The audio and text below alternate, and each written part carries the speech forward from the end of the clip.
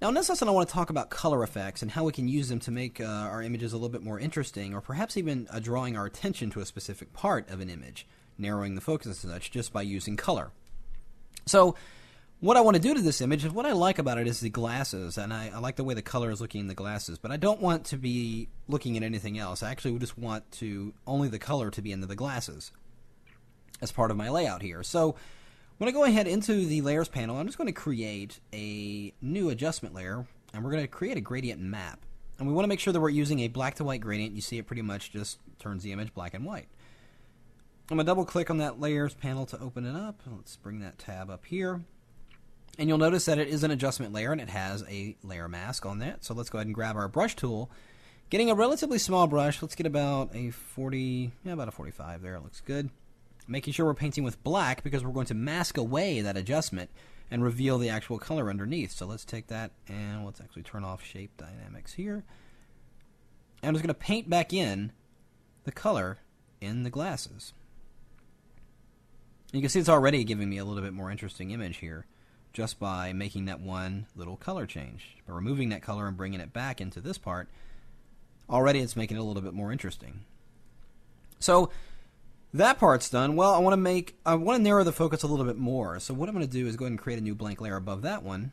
And we're going to grab the gradient tool, and using black, I'm going to start down here at the bottom. I'm going to hold down my shift key and just drag in and get a gradient down there. Let's come into the side here. Kind of narrows that focus a little bit more to the face. And we'll come in from the top here. Give it a little bit of interest there. Well, now I want to create a graphic element down here at the bottom for perhaps a logo or just a slogan or something like that. And I'm just going to do that with some very simple shapes and a very simple color. I'm going to go over here in the toolbar, grab my eyedropper tool, and I'm just going to click and sample this area of the color right in here where it's the brightest. And you see it pops up as my foreground color. Let's go ahead and create a new blank layer. I'm going to grab the rectangular marquee tool here. I'm just going to hold down the shift key and draw a square selection. So holding down that shift key constrains it. And we'll position it right there. I'm going to press Option Delete to fill it with that color. And there we have a cool little box. Well, let's duplicate this layer. And I'm going to drag it off to the right here and offset it just a little bit. And I'm going to change this layer's blend mode to overlay. Nope, screen. There we go. And now you can see it's blending in with that shape. And we're kind of keeping in with the overall color theme throughout the image here.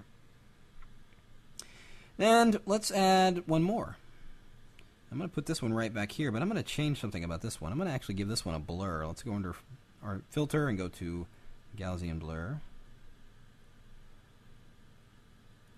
So it almost gives it a sense of depth in a sense, you know. So these filters and blurs, you know, that you don't always have to apply them to photos. You can apply them to objects to give your image a little bit more interest.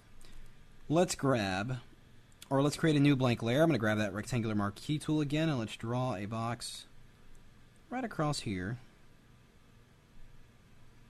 And that'll put that right about there. And again, filling with that same color, and we're going to set the blend mode to screen.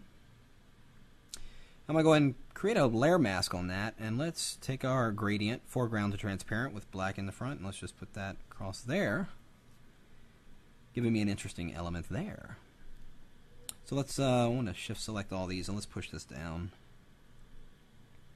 So it almost has a sense of depth with these shapes and the colors as they're blending in, and it kind of keeps to the whole theme of the image. Well, let's just go ahead and add some text to kind of finish us off, and we'll just call this style. We'll give it a nice big, bold, stylish font there. We'll use this Zapfino right here. And we'll press Command and Control T, and we'll scale this down and position it right about here. I'm just going to fill it with white. I'm going to press Command Delete, and there we have the graphic all in position. So you see what we've done is we've taken this very basic photograph, and an option click right on this eye, and it will see what we started with.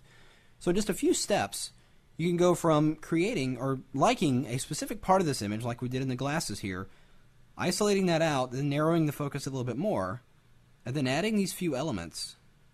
And this pretty much was a random order, but you know, we're still keeping into a pleasing composition here. And a final text element, And we got to add the obligatory drop shadow. And there we have an interesting layout in just a few simple steps. So you can see this is a very simple layout, but what I want you to take away from this is when you look at an image or look at a photograph, pay attention to the separate parts, or the individual parts, and see what might play a role in the design aspect that you're going to be working on, as far as colors or shapes and things like that, and see how that plays into your design, just as it did here.